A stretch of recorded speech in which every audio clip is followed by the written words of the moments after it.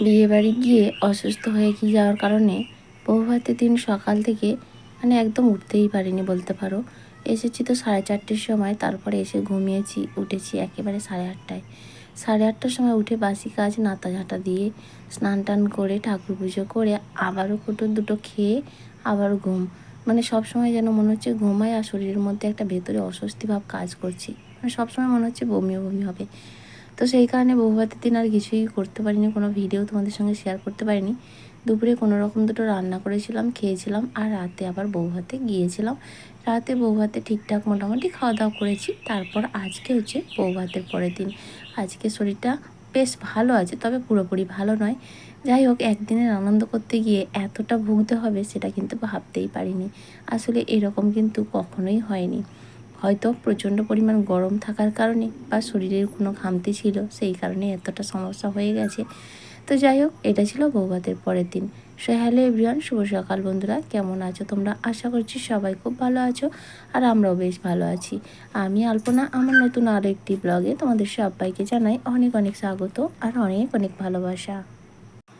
আজকের দিনটা হলো শুক্রবার। এখন ঘড়িতে সময় ওই সকাল 6টা মতো। উঠেছি একটু লেট করে, মেয়েকে স্কুলে পাঠালাম না, কারণ মেয়ে না জ্বর জ্বর ভাব। তো ওই যে গতকাল থেকে মানে বিয়েবাড়ি থেকে আসার পর থেকেই শরীরটা খারাপ, জ্বর জ্বর ভাব, সেই জন্য আর স্কুলে যায়নি। ওরা এখন বাবা মেয়ে ঘুমাচ্ছে, আর আমি উঠে টুকটুক করে সকালের কাজকর্মগুলো শুরু করে দিচ্ছি। আবার শুরু হলো সেই সংসারের প্রত্যেক দিনের যেমন রোজগারের রুটিন আর কি, আমাদের প্রত্যেক দিনের দৈনন্দিন জীবন। তো যাই হোক, চলো বন্ধুরা, আজকে এখন থেকেই তোমাদেরকে সাথে নিয়ে আজকের ভিডিও শুরু করছি। রাতে যেহেতু বৌভাতে গিয়েছিলাম, বাড়িতে তো রান্নাবান্না হয়নি, তাই বাসনপত্রও ছিল না। তো সকালে ঝাঁটপাট দিয়ে নিলাম, আর তারপরে কালকে রাতে বৌভাতে যে জামা কাপড়গুলো পরে গিয়েছিলাম সেগুলো ধুয়ে দেবো। আসলে কী বলো তো, আমার না কোথাও গিয়ে যদি মাংস টাংস খাওয়া হয়, সেই জামা কাপড় না ধুয়ে আলমারিতে গোছাতে আমার একদম ভালো লাগে না। তো সেই জন্যই। তবে কালকে রাত্রে বৌভাতে গেছি, কোনো সাজগোজ কিচ্ছু করিনি, আর কোনো ভালো শাড়িও পরতে ইচ্ছা করেনি। এই যে একটা শাড়ি, এটাও খারাপ নয়, মানে অনেকবারই তবু পরেছি আর কি, তাকেই একটা পরে চলে গেছিলাম। কারণ শরীর না ভালো থাকলে কোনো কিছু কি আর সায় দেয় বলো? মনে হচ্ছিলো কি একটা সুতির ছাপা শাড়ি পরে যায়। এত বীভৎস গরম, কিন্তু সেটা তো আর সম্ভব নয়, তাই এই শাড়িটাই পরেছিলাম।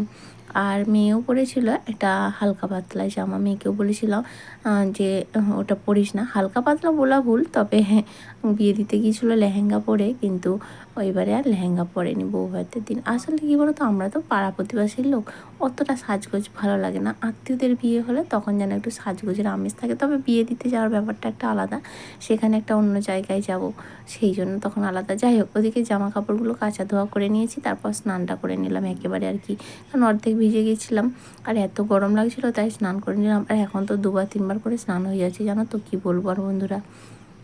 স্নান টান করে এখন দেখো ঠাকুরের বাসনগুলো মেজে নিচ্ছি। কয়েকদিন হলো মাজা হয়নি, তাই আজকে একটু পীতাম্বর পাউডার দিয়ে ভালো করে পরিষ্কার করে নিচ্ছি। আমরা তো প্রত্যেক দিন আমাদের বাসনগুলো মাজি, আর ঠাকুরের বাসন নোংরা হয়ে থাকলে কি ভালো লাগে? তো সেই জন্য বাসনগুলো সুন্দর করে মেজে ঠাকুরের জলটা দিয়ে নেব। আর তারপর তো টুকটাক কাজকর্ম। এখন আর চা খাচ্ছি না, জানো তো, প্রচুর গরম, তবে মাঝে মধ্যে খাচ্ছি। সবসময় যে একেবারে বন্ধ করে দিয়েছি তা কিন্তু নয়, তবে আগে যেমন রুটিন করে সকাল সন্ধ্যে দুবার খেতাম, এখন আর হয় না, খাই না। সন্ধ্যার দিকে তো খাই না বলতে গেলে, সকালের দিকে মাঝে মধ্যে খাওয়া হচ্ছে, আবার মাঝে মধ্যে খাওয়া হয় না, এইরকম একটা ব্যাপার। যাই হোক, তোমাদের সঙ্গে কথা বলতে বলতে এদিকে আমার বাসনগুলো কিন্তু এক এক করে মাজা হয়ে গেল, তবে জামা কাপড়গুলো কিন্তু এখনও মেলিনি। আগে ঠাকুর পুজোটা দিয়ে দেবো, তারপরে জামা কাপড়গুলো মেলবো। তো যাই হোক, এদিকে মাজা কমপ্লিট হয়ে গেছে, আর ধুয়ে নিয়ে চলেও এসেছি। তারপরে চলে এসেছি ফুল তুলতে। কিছু টগর ফুল এনেছি মন্দিরের সামনে থেকে। আমাদের ওই মন্দিরের সামনে অনেকগুলো টগর ফুলের গাছ আছে, পুরো গাছ ভর্তি সাদা হয়ে থাকে টগর ফুল, কাঞ্চন ফুল, মানে এখন যেন না ফুলের অভাব নেই। এদিকে কলকে ফুল, অপরাজিতা ফুল, জবা ফুল, মানে প্রচুর পরিমাণে ফুল। আর যত ফুল দেখি মনে হয় কি সমস্তটা তুলে ঠাকুরের পায়ে দিয়ে দিই। এমনিতেই প্রত্যেক দিন প্রচুর পরিমাণে ফুল হয়ে যায়। যাই হোক, সব ফুলগুলো এক এক করে তুলে নিচ্ছি। ওদিকে টগর ফুল তো নিয়েও এসেছি, আর আমার এখান থেকে অপরাজিতা, কলকে আর জবা সমস্তটাই তুলে নিচ্ছি। এরপর সুন্দর করে ঠাকুর পুজোটাও দিয়ে নেব। ফুল টুল তুলে নিয়ে চলে এসেছি। দেখো, আমার ঠাকুর পুজো দেওয়াও কমপ্লিট হয়ে গেছে। আর বেশি ফুল থাকলে মনের মতো করে সুন্দরভাবে পুজো দেওয়া যায় কিন্তু, তাই না? আর এই যে আজকে আমি অন্য জবা আনিনি, আমার গাছের এই ছোট্ট গোলাপি জবাগুলোই তুলে নিয়ে এসেছি। আর ওর এমনি লাল জবাটাও আমার পাশের বাড়ি একজনদের আছে, এই গাছ ভর্তি ফুল, মানে সবাই গোটা পাড়ার লোক নিয়েও শেষ করতে পারে না আর কি। যাই হোক চলো, পুজো দেওয়া তো কমপ্লিট, এবার খাওয়া দাওয়াটা সেরে নিতে হবে। সকালের খাওয়া দাওয়াটা কমপ্লিট করে নিয়েছি অফ ক্যামেরায়। ওই যে বললাম না, চা খাওয়া এখন আর হয় না, তো তারপরে চলে এসেছি বিছানাটা গুছিয়ে নিতে। কারণ বিছানাটা আমার কোনোদিনও সকালবেলায় একবারে গুছানো হয় না, কারণ ওরা তো ঘুমিয়ে থাকে আর আমি উঠে যাই কাজ করতে। তাই বাসি কাজ কমপ্লিট করার পরেই কিন্তু আমি বিছানাটা গুছিয়ে নিই। সুচিত্রা দত্ত কমেন্ট করে বলেছে, কেমন আছো দিদি, অনেক দিন পর তোমার ভিডিও দেখলাম, খুব ভালো লাগলো ব্লগটা। থ্যাংক ইউ সো মাচ গো, তোমাদের ভালোবাসায় মোটামুটি ভালো আছি। আর তোমরা কেমন আছো অবশ্যই জানিও। আর অনেক দিন পর কমেন্ট করলে ভীষণ ভালো লাগলো। যাই হোক, এভাবেই তোমরা পাশে থেকো। মনীষার রান্নাঘর থেকে দিদিভাই কমেন্ট করে বলেছে, সব মিলিয়ে ভিডিওটা খুব সুন্দর লাগলো। থ্যাংক ইউ সো মাচ গো দিদিভাই, এইভাবেই তোমরা আমার পাশে থেকো। সোনালী বিশ্বাস কমেন্ট করে জানতে চেয়েছে, দিদিভাই তোমাদের জমিতে এখন কি চাষ করেছো? না গো, আমাদের জমিতে এখন কিছুই চাষ করিনি। ওই যে আলু লাগিয়েছিলাম, আলু তোলার পর থেকে আর সেরকমভাবে লাগানো হয়নি। তবে এই 4-5 দিন আগে কয়েকটা বেগুন আর কয়েকটা লঙ্কা চারা লাগিয়েছি। তবে টুকটাক করে কয়েকটা চারা লাগানোর ইচ্ছা আছে, মানে ঘরের মতো হবে আর কি, এরকম কিছু লাগাবো। তবে প্রচণ্ড গরমের জন্য না যেতে ইচ্ছা করে না, কারণ সন্ধ্যা পর্যন্ত এত রোদের তাপ থাকে যে জমিতে গিয়ে করার মতো, কাজ করার মতো ইচ্ছাও হয় না। তাই আপাতত কিছুই নেই, ওই 10টা মতো বেগুন চারা আর 10টা মতো লঙ্কা চারা লাগিয়েছি আর কি। নিমাই দাস কন্টাই থেকে দিদিভাই কমেন্ট করে বলেছে, খুব ভালো লাগলো, আর খুব ভালো লাগে দিদিভাই তোমার video. Thank you so much গো দিদিভাই, এইভাবেই তোমরা আমার পাশে থেকো। এছাড়াও কমেন্ট করেছে এমডি সাদ্দাম আলী, জয়িন লাভ এবং শম্পা সাহা দিদিভাই। থ্যাংক ইউ সো মাচ, তোমাদের সবাইকে অসংখ্য ধন্যবাদ। এইভাবেই তোমরা পাশে থেকো। তারপর দেখো কি করছি, এটা তোমরা হয়তো অনেকে আবার খারাপ কমেন্ট করবে, এইসব খাই কি না। তবে খাই, আমরা খাই, বেশ ভালোও লাগে, তবে সবসময় পাওয়া যায় না তো। আর এই জিনিসটা কিন্তু প্রচুর উপকারও আছে। আসলে মেয়ে না সকালবেলা দেখছি পাতলা পটি করেছে, তার জন্য না মেয়েকে এই পুকুর থেকে, আমাদের পুকুর থেকেই কষ্ট করে তুললাম। এখন পাওয়া যায় না, এখন কমই আছে, তাই এতগুলো তুলেছি। সেগুলো লাউ শাক দিয়ে, কাঁচকলা দিয়ে মেয়েকে ঝোল করে দেব, তো আমরাও খাবো আর কি। তো সেই জন্যই তুলেছি। এটা কিন্তু আদা রসুন পেঁয়াজ দিয়ে মাংসের মতো রান্না করলে খেতে খুব ভালো লাগে। কে কে খাও কমেন্ট করো। আর অনেকেই আবার খেতে পছন্দ করে না, আসলে সবাই তো সব জিনিসটা খায় না। যাই হোক, ওইগুলোকে ছাড়িয়ে পরিষ্কার করে নিচ্ছি। ওগুলো খেতে যেমন ভালো, কিন্তু পরিষ্কার করতে আর ছাড়াতে কিন্তু অনেকটা সময় লাগে। অনেকে আবার সেদ্ধ করে ছাড়ায়, তবে সেদ্ধ করে ছাড়লে ওর গুণাগুণ কিন্তু অনেকটা কমে যায়। সেই জন্য আমি কাঁচাতেই ছাড়িয়ে নিই। তারপর ধুয়ে দেখো, এদিকে সবজিও কাটতে চলে এসেছি। এদিকে লাউ শাক একটু নিয়ে এসেছি, লাউ শাকও এখন সেভাবে পাওয়া যায় না, প্রচণ্ড গরমের জন্য, রোদের তাপের জন্য না সেভাবে শাক সবজি হয় না। তো লাউ শাক দিয়ে এইটা কেটে নিচ্ছি, কাঁচকলা আলু আর ওইটা দিয়ে ঝোল করব। আর এদিকে ভেন্ডি ভেজে নিচ্ছি একটু।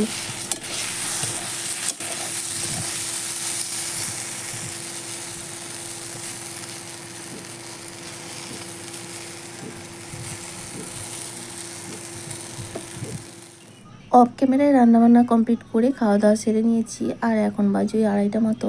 সকালে তো স্নান করেছি, এখন একবার গা না ধুলে হবে না, তাই জন্য নিজের একটু স্কিন কেয়ার করে নিচ্ছি। মাঝে মাঝে এখন ভাবছি নিজের জন্য একটু সময় দিতে হবে। শুধু সংসার সংসার করে না নিজের প্রতি এতটাই অবহেলা হয়ে যাচ্ছে, ইদানিং শরীর না অনেকটা খারাপ হয়ে যাচ্ছে। তাই সব দিক দিয়ে ভাবছি এবার নিজেকে যত্ন না করলে, কারণ আমার নিজের ঠিক না থাকলে আর কাউকে ঠিক রাখতে পারবো। তাই জন্য ভাবছি যত যাই হোক না কেন, আবার নিজের যদি একটু খেয়াল রাখতেই হবে নিজের প্রতি, তাই না? এটা আমাদের প্রত্যেকেরই উচিত, সবার আগে নিজেকে ভালোবাসা উচিত। কিন্তু আমরা সেটা করি না, বিশেষ করে আমরা মেয়েরা, গৃহবধূরা নিজের কথা ভাবিই না। সবার কথা ভাবতে গিয়ে এইটুকু আর সময় থাকে না নিজের জন্য। যাই হোক, একটু ঘরোয়া উপায়ে স্কিন কেয়ার করে নিলাম, কারণ ওই উনুনে বসে রান্না করি তো মুখের মধ্যে একটা চটচড়ে ভাব থাকে। যদিও মাঝে মধ্যে সানস্ক্রিন দিই, তবে সবসময় মনে থাকে না। ওই একটু টক দই, বেসন আর একটু হলুদ দিয়েছিলাম, দিয়ে তারপরে গা হাত ধুয়ে একটু রেস্ট নিয়েছিলাম, ঘুমিয়েছিলাম। এখন বাজে ওই 4টে মতো। মেয়ের আবার আজকে নাচের ক্লাস রয়েছে, আজ তো শুক্রবার। তো ওকে বললাম যাবে, ওর শরীরটা খারাপ, তো বললো হ্যাঁ যাবো। তো সেই জন্যই ওই যে জামা কাপড়গুলো ধুয়েছিলাম সেগুলো এখন গুছিয়ে নিচ্ছি। আর বিয়ের দিন এই যে এই লেহেঙ্গাটাই মেয়ে পরেছিল, তো এই জ্যাকেটটা ওড়নাটা সেইটা আগের দিন ধুয়ে দিয়েছিলাম, শুকিয়ে গিয়েছিলো, গুছিয়ে দিয়েছি। আর এইটাও আগের দিনই ধুয়েছিলাম, কিন্তু শুকিয়ে ছিল না আর কি, ভেজা ভেজা ছিল, সেই জন্য রাখা ছিল। আজকে সুন্দরভাবে শুকিয়ে গেছে, তো সেই জন্য এখন গুছিয়ে নিচ্ছি। আর বউ ভাতের দিনও যেই জামাটা পরেছিল সেটাও তো ওই যে গুছিয়ে নিলাম। আর তারপর টুকটাক কিছু জামা কাপড় ছিল, সেগুলো গুছিয়ে নিয়ে ঘরদোরগুলো ঝাড় দিয়ে তারপরে যাব আবার নাচের ক্লাসে। আর আজকে নাচের ক্লাসে গিয়েও ভোগান্তি শেষ নেই, জানো না, যখন গেছি কোথাও একটু মেঘ নেই, কিন্তু যাওয়ার 10-15 মিনিট পরেই হঠাৎ করে প্রচুর পরিমাণে মেঘ আর কি বিদ্যুৎ চমকানো শুরু। আর যেহেতু মেঘ ছিল না তাই আমি কিন্তু কোনো কিছু সেইভাবে প্রিপারেশান নিয়ে যাই না। অন্যান্য দিন মেঘ থাকলে যেমন সমস্ত ফ্ল্যাগগুলো খুলে যায়, কোথাও কোনো কিছু ঢাকাঢুকি দেওয়ার দিয়ে যায়, কিন্তু সেটা কিছুই করিনি।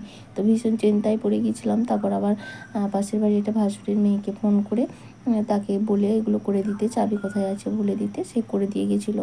আর তারপরে তাড়াহুড়ো করে যখন ছুটি দিয়েছে, যখন আসছি রাস্তার মাঝেই ঝড় উঠে গেছে, তখন মা মেয়ে কীভাবে যে এসেছি সে আমরাই জানি।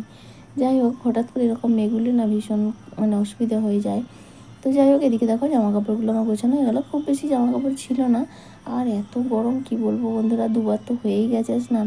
আবার মনে হচ্ছে এখন একবার করি, কিন্তু এখন আর করলে হবে না জানো তো, কারণ প্রচুর পরিমাণে ঠান্ডা লেগে যাচ্ছে। 2-3 বার করে হচ্ছে, গরম সহ্য করতে পারছি না, তার জন্য জামাকাপড়গুলো গুছিয়ে আলমারিতে রেখে দিয়ে আসলাম। আর তারপরে যে জিনিসপত্রগুলো একটু ব্যবহার হয়েছিল আর কি, জুয়েলারি সেইগুলো একটু এখন গুছিয়ে নিচ্ছি। ওই সব তো এসে এরকম খুলে ফেলে রাখা হয়েছে।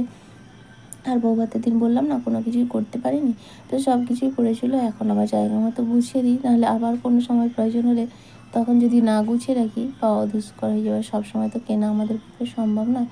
আর এই যে সমস্ত কিছু দেখছো সব কিন্তু আমার নয়, এখানে মেয়ের ওই নাচের ড্রেসপত্র, নাচের জিনিসপত্র রয়েছে। তার সঙ্গে আমার ওই টুকিটাকি কয়েকটা নেকলেস, এই সমস্ত কিছু আছে। যদিও খুব বেশি তো ব্যবহার করি না, আর খুব বেশি কিনিও না। নিজের জন্য ওই যে একটু আগেই বললাম না, নিজের কথা কখনোই ভাবি না। মেয়ের জন্য 4টে-5টা করে জামা কেনা হচ্ছে যখন তখন, বা সংসারের জন্য এটা সেটা কিনি, কিন্তু নিজের জন্য কখনো সেইভাবে কিনি না। কখনো কোনো অনুষ্ঠান হলে তখন মনে হয় ধুর এটা থাকলে আমার ভালো হতো, বা এরকম একটা শাড়ি কিনলে ভালো হতো, তখন মনে হয়।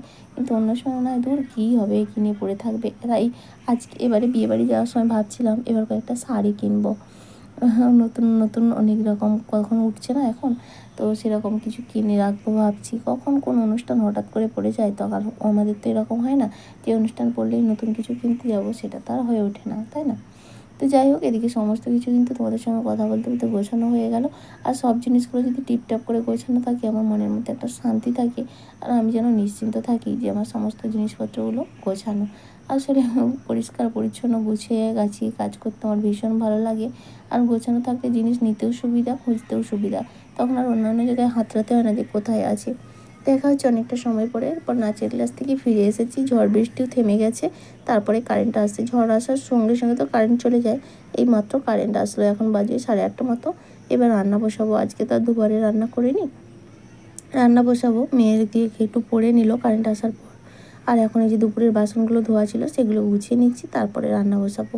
আজকে রাতে রান্না করব ডিম আলু সেদ্ধ আর ডাল। অনেকদিন এইভাবে খাওয়া হয়নি। ঘরের সত্যি কথা, ঘরের মধ্যে এই গরমে না কোথাও যেতে ইচ্ছা করে না। ঘরের মধ্যে আলু সেদ্ধ ডাল ভাত খেয়েও কিন্তু শান্তিভাবে ঘুমানো যায়, তাই না? তাহলে চলো আজকের মতো টাটা।